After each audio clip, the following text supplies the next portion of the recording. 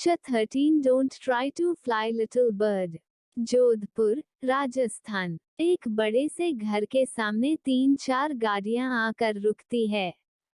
पहली गाड़ी से कुछ बॉडीगार्ड्स उतरते हैं और उनमें से एक जाकर पीछे के कार का गेट खोलता है। कार से वेद निकलता है।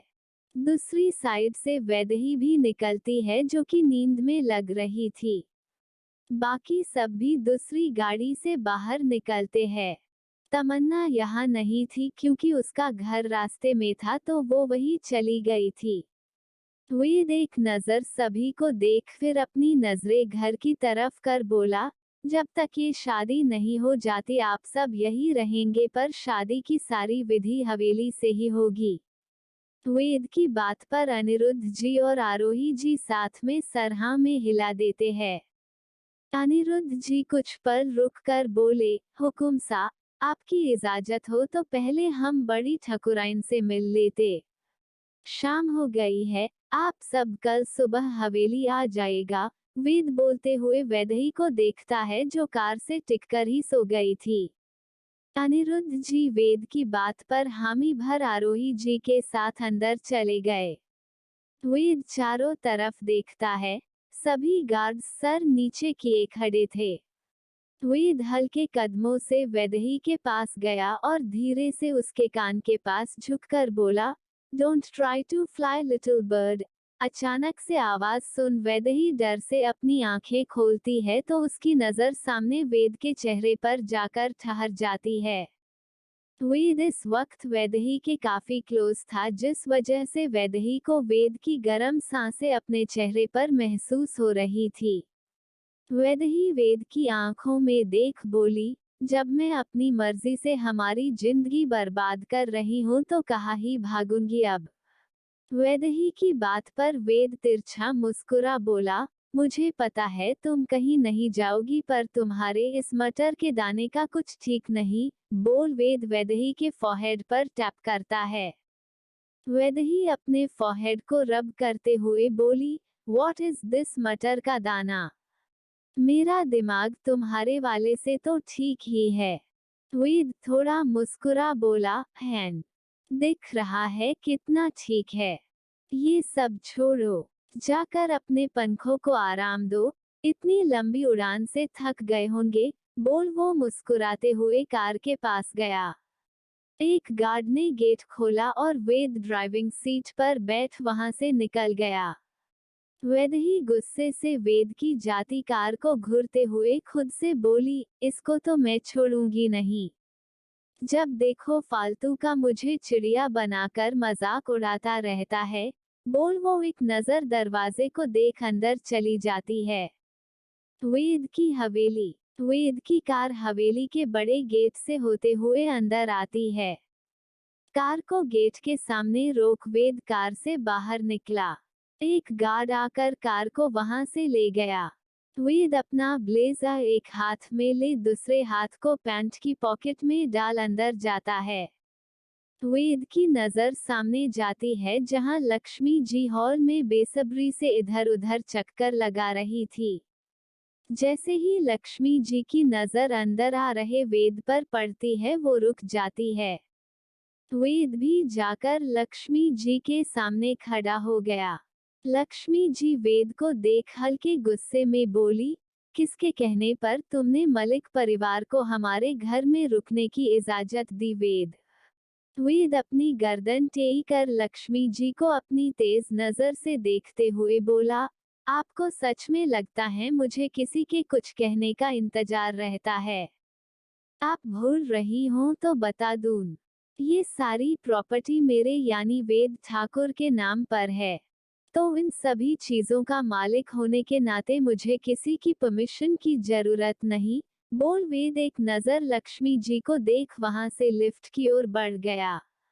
वेद की बातों से लक्ष्मी जी को ध्यान आया कि गुस्से में उन्होंने वेद को क्या बोल दिया। लक्ष्मी जी पलटकर बोली, वेद हमारे कहने का वो मतलब नहीं था, हम तो बस ये कह रहे थे कि वो घर हमें पसंद है। बोलते हुए उनकी नजर लिफ्ट के दरवाजे पर गई जो बंद हो चुकी थी। लिफ्ट की ओर देखते हुए लक्ष्मी जी कड़वाहट से बोली, हमारी पसंदीदा जगह को इसने अपने ससुराल वालों को दे दिया। पर हम कर भी क्या सकते हैं। बोल वो अपने चेहरे के एक्सप्रेशन को चेंज कर फलक के कमरे की तरफ चली गई।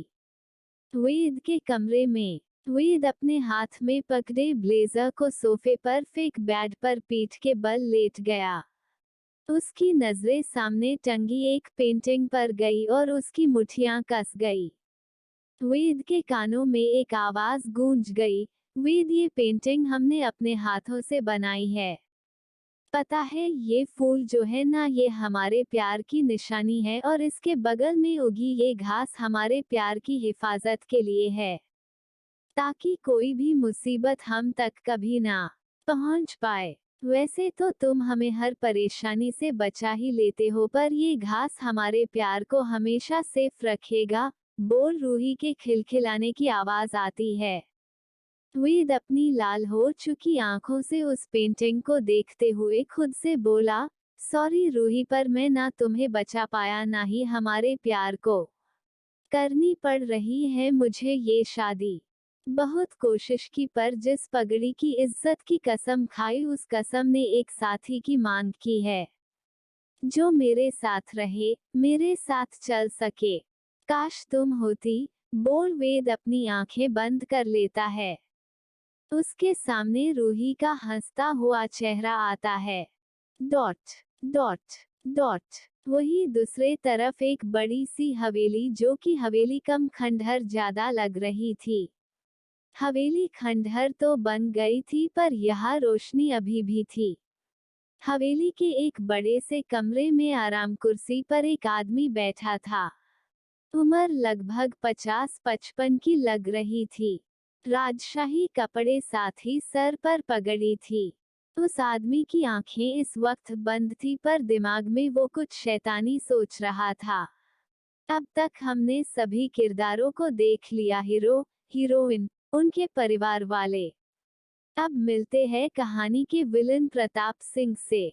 प्रताप सिंह बिजनेस वर्ल्ड के जाने माने इंसान, पर इन्हें जान पहचान से कोई मतलब नहीं है। इन्हें तो टॉप में जाना है, वो जगह हासिल करनी है जो फिलहाल वेद के पास है। पर चाहे तो ये भी टॉप हो सकते हैं लेकिन ये कुछ करे तब तो। हर वक्त बस इनका ध्यान इसी बात पर रहता है कि ये वेद को किस तरफ हुकुमसा के पद से हटाए और खुद बिजनेस वर्ल्ड के साथ साथ पूरे राजस्थान पर राज करे। पर वेद इन्हें कभी इनके मंसूबों में कामयाब नहीं होने देता। प्रताप सिंह अपने चेयर पर बैठे कुछ नया सोच रहे थे तभी पीछे से उनका सबसे करीबी जासूस आया। सर झुका वो बोला, मालिक को इस नौकर का प्रणाम। प्रताप सिंह सर हिला उसे सामने आने को कहते हैं। वो आदमी प्रताप सिंह के सामने आ बोला, मालिक एक नई और बहुत ही काम की खबर लाया हूँ। खबर सुनकर तो आप इस रघु को आज अपनी ये मोतियों की माला जरूर दे देंगे। बोल रघु लालच भरी नजरों से प्रताप सिंह के गले में लटक रही उन मोतियों की माला को देखता है। प्रताप सिंह आंख खोल बोले, अगर तूने इसे नजर भर देख लिया हो तो खबर भी बता। रघु अपनी नजरें माला पर से हटा बोला, मालिक वो हुकुम सा। माँ, मेरा मतलब है कि वो वेद ठाकुर शादी कर रहा है। प्रताप सिंह रघु को घूरते हुए बोला, तो क्या हम उसकी शादी में नाचने जाएंगे?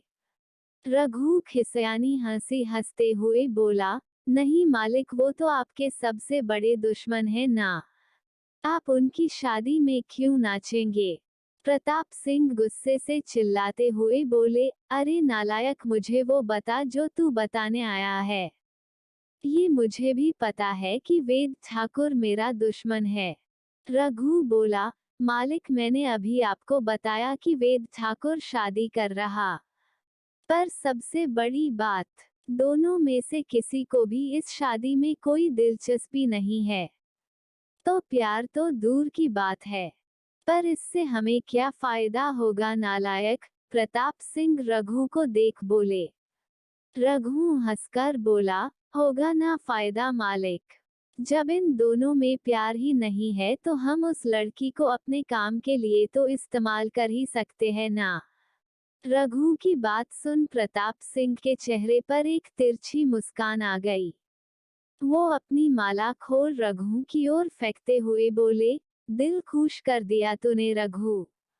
जा लग जा अपने काम पर, बोल प्रताप सिंह उसी मुस्कान के साथ वहां से चले गए। ए फ्लैट बीट आउट क्या करेगा ये villain, tears of Joy, tears of Joy. Thanks everyone for support.